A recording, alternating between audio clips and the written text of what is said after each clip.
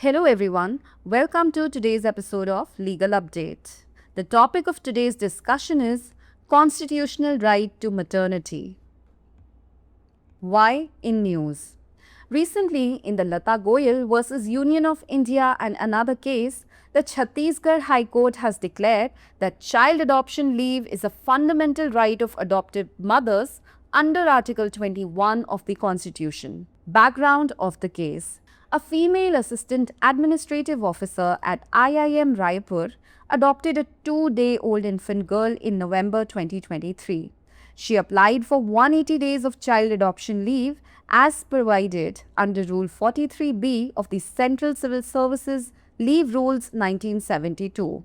The institute denied her request, citing its HR policy, which only allowed 60 days of commuted leave for such cases. Her repeated representations were unsuccessful, prompting her to approach the State Women Commission, which recommended the full 180 days leave. The IIM challenged this recommendation and the matter ultimately reached the High Court. Court observation: Justice Bibhu Dattaguru delivered the judgment and held that natural, biological, surrogate and adoptive mothers are equally entitled to maternity benefits under Article 21 of the Constitution. Denial of childcare or adoption leave violates Article 14, 15, 19, 1G and 21, infringing on a woman's right to dignity and motherhood.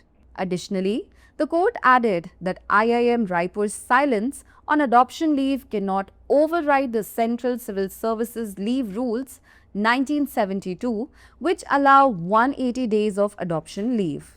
The court also cited directive principles, Articles 38, 39, 42, 43 to stress social justice and support for working women.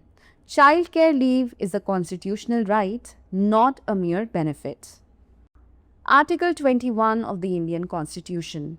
Article 21 of the Indian Constitution is widely regarded as the heart of fundamental rights and reads, "No person shall be deprived of his life or personal liberty except according to procedure established by law."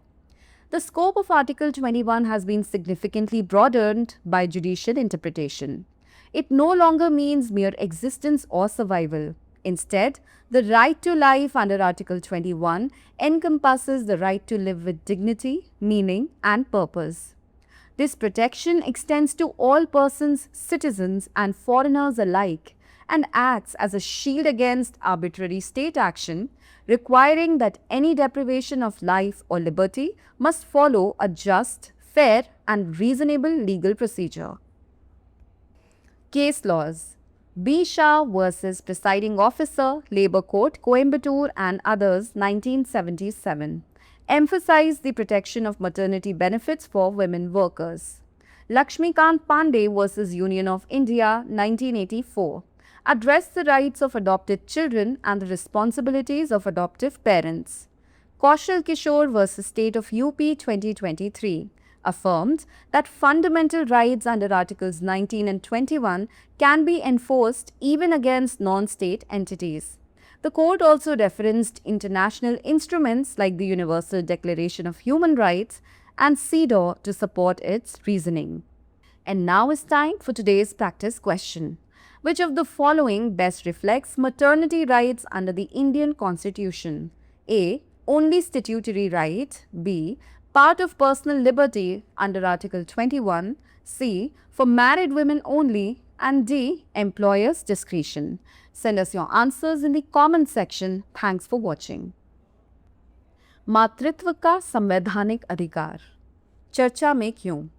हाल ही में लता गोयल बनाम भारत संघ एवं अन्य मामले में छत्तीसगढ़ उच्च न्यायालय ने यह घोषित किया है कि दत्तक माताओं को प्राप्त बाल दत्तक ग्रहण अवकाश संविधान के अनुच्छेद 21 के अंतर्गत एक मौलिक अधिकार है। मामले की पृष्ठभूमि: IIM रायपुर की एक महिला सहायक प्रशासनिक अधिकारी ने नवंबर 2023 में 1-2 दिन की नवजात लड़की को गोद लिया। उन्होंने केंद्रीय नागरिक सेवा अवकाश नियम 1972 के तहत नियम 43B के अनुसार 180 दिनों का बाल दत्तक ग्रहण अवकाश प्राप्त करने के लिए आवेदन किया। संस्थान ने उनकी मांग को अस्वीकार कर दिया और अपनी मानव संसाधन नीति का हवाला दिया, जो इस प्रकार के मामलों में केवल 60 दिनों का प्रतिस्थापित अवकाश प्रदान करती थी। उनकी बार बार की निवेदन असफल रही, जिसके बाद उन्होंने राज्य महिला आयोग का रुख किया, जिसने पूरी 180 दिनों की छुट्टी की सिफारिश की। आईआईएम ने इस सिफारिश को चुनौती दी और मामला अंततः उच्च न्यायालय में पहुंच गया। न्यायालय की टिप्पणी। न्यायमूर्ति बिभू दत्ता गुरु ने निर्णय सुनाया और कहा कि प्राकृतिक, जैविक, सरोगेट और दत्तक माताएं संविधान के अनुच्छेद 21 के तहत समान रूप से मातृत्व लाभ प्राप्त करने की हकदार हैं। बाल देखभाल या दत्तक ग्रहण अवकाश का इनकार अनुच्छेद 14, 15, 19, 1 ग और 21 का उल्लंघन करता है, जो महिला के गरिमा और मातृत्व के अधिकार का हनन है। इसके अतिरिक्त अदालत ने यह भी कहा कि आईआईएम रायपुर का दत्तक ग्रहण अवकाश पर चुप रहना केंद्रीय नागरिक सेवा अवकाश नियम 1972 के खिलाफ नहीं जा सकता, जो 180 दिनों के दत्तक ग्रहण अवकाश की अनुमति देता है। अदालत ने सामाजिक न्याय और कार्यरत महिलाओं के समर्थन पर जोर देने के लिए निर्देशात्मक सिद्धांतों अनुच्छेद 38, 39, 42 और 43 का भी हवाला दिया। बाल देखभाल अवकाश एक संवैधानिक अधिकार है, मात्र एक लाभ नहीं।